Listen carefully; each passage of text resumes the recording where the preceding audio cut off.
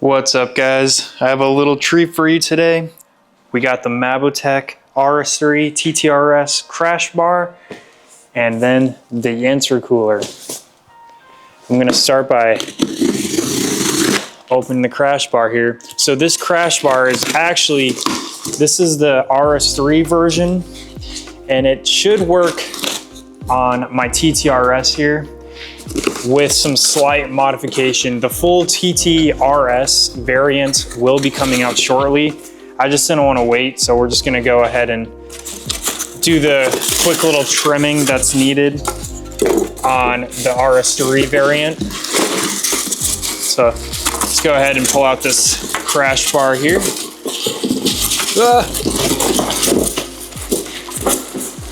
It's definitely packaged very securely, lots of styrofoam to keep it safe.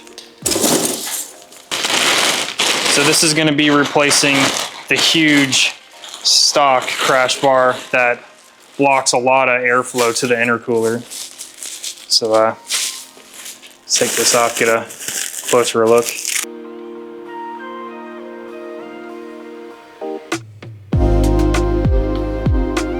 Really should get like a little table to put this on so I'm not breaking my back all the time.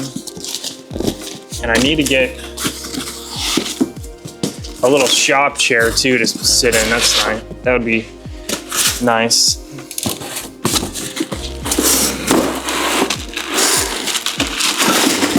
Woo.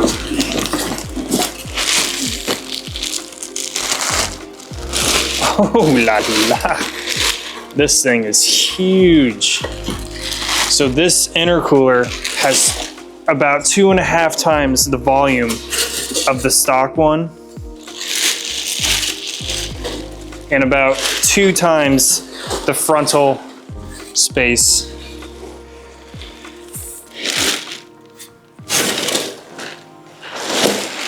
Wow, that's a big girl. Okay, well now it's time for the not so fun part. So to get the stock bumper off, there's a ton of Torx bits, and then we got these push-on tabs here. We got to take the hood release. I think that comes off pretty easily. Oh, yeah. That's just a button there on the top. Got to get the hood release off, and then underneath there's a ton of Torx as well. I'm pretty sure there's some Torx in the fender well here. We're going to jack the car up, and then to get the crash bar off, we have to pull out both headlights. So we got a lot of work ahead of us, but it should be worth it, guys. And actually, while I'm working on this, I'm gonna put a few coats of black on the intercooler, just because I don't really want the silver on this car, because this car's all black, as you can see, obviously, and I don't really want that silver look popping out, okay? Always do nice light coats, guys. Probably gonna do maybe only two to 3 coats of this. I don't want to make it too thick.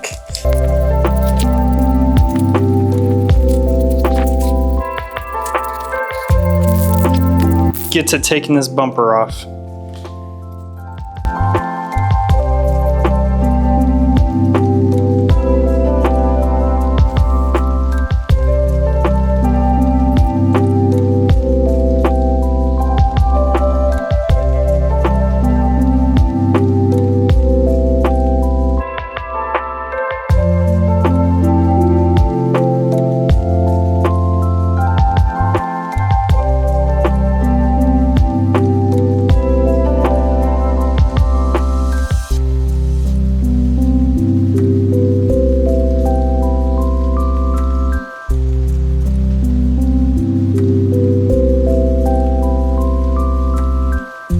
Actually was not bad at all.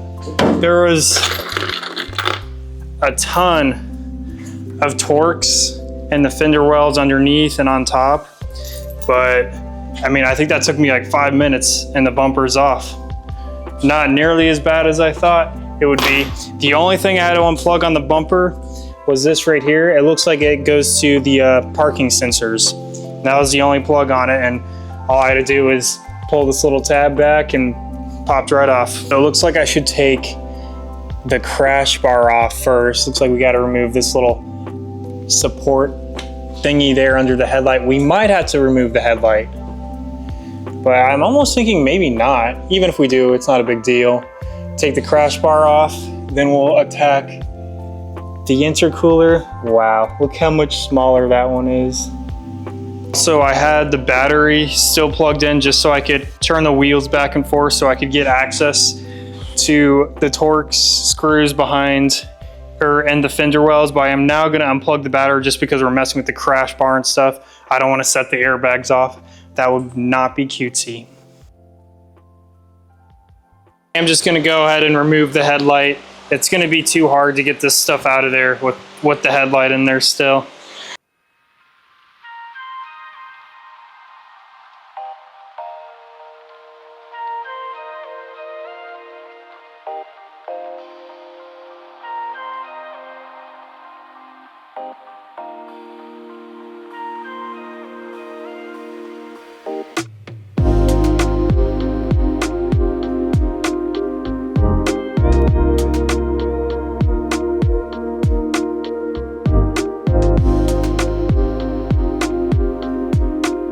Got both headlights off, and a little tip, all these screws for the headlights are different sizes. So what I do, I just put the screws right where they're supposed to be when I take the headlights out. So that way I don't get mixed up. But should be able, just a few more screws here to take off this bracket, and I should be able to pull off that crash bar, and then we can take off the intercooler.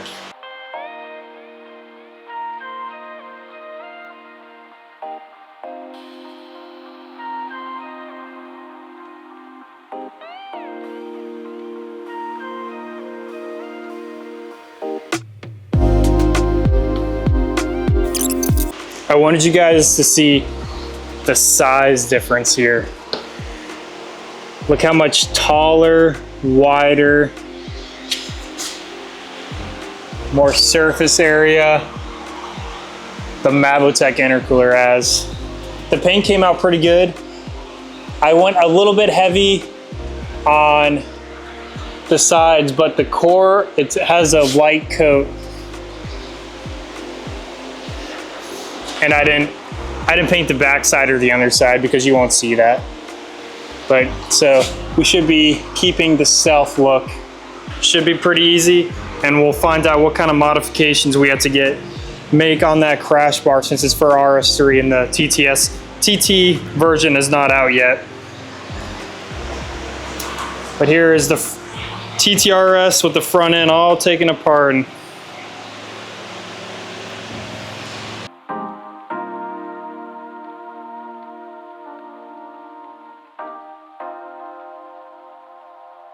so it was a little bit hard to get these in down here. So I'm gonna make it easy for you and tell you exactly what I did. I backed this Torx up maybe 70% of the way, which gave me more room here to slip the little metal nub in there. And then I tightened it right back up. And what I'm noticing here is, oh, let me zoom out here. Nub. What the heck? Right there, there's a little thing, a little plastic guy. Can't get it to focus. Oh yeah, so this guy right here, the intercooler hits that. This was just holding on the plastic that directed the air. It snapped on right here. So I'm just gonna go ahead and clip those off because they're no longer needed, and the intercooler hits that because the intercooler, it takes up, it goes right up into the indentation of the plastic supports here of the front end. So those little guys are gonna have to say goodbye. Okay, it was definitely a snug fit, but we got her, and the little metal pieces are in their place right here. So now let's see what's up with this RS3 crash bar fitting on my TTRS. Okay, so I think I see what needs to be changed. This piece here that comes off is not on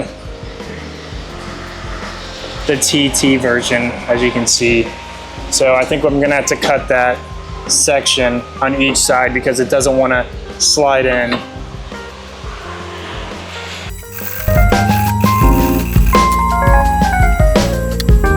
Okay guys, not the prettiest thing in the world, but I saw it off here and then I cut here. So should fit fine now, and I'm gonna do this to each side.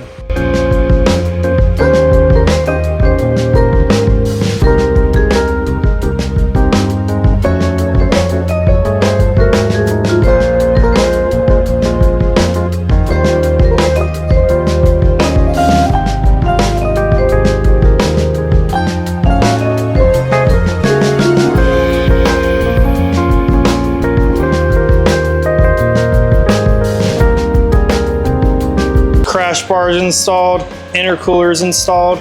So on the right side, we had to cut out this notch like I showed you, and then we had to cut out this left side because that, and if you have an RS3, you should not have to do that. That is just because I'm early and I want to install this on the TTRS, but TTRS variant will be out soon. And on this side, you only had to cut out that the extended piece over here, and then I did have to trim this plastic out of the plastic here. I just trimmed this, just the slightest hair off. And to make putting the crash bar on easier, go ahead and loosen these up, even take this off, loosen it up so it's not super stiff, and you can wedge it and slide it on in there and tilt it different ways. It makes it way easier to install. Go ahead and put a quick coat of paint on the crash bar as well. Gotta take off this big plastic piece here.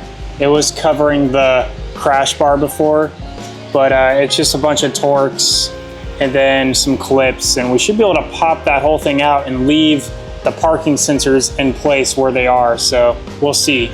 Okay guys, I'm gonna save you the boring put back together, but basically we're gonna do everything we did in reverse. So we are done, but don't leave yet. We're gonna go for a drive. Yeah, of course my mic cuts off right there, but I was just saying we're gonna go for a drive and look at some data logs and compare the wheel horsepower on V-Dyno from before and after the intercooler install. Big improvement, let me say. And then I'm just talking about how the intercooler looks clean with the crash bar without the plastic there on the grill. And I also said that there's styrofoam and some plastic pieces you need to remove for the bumper to fit back on. It's a very tight fit, but it does fit. As you can see, everything looks clean and we're good to go.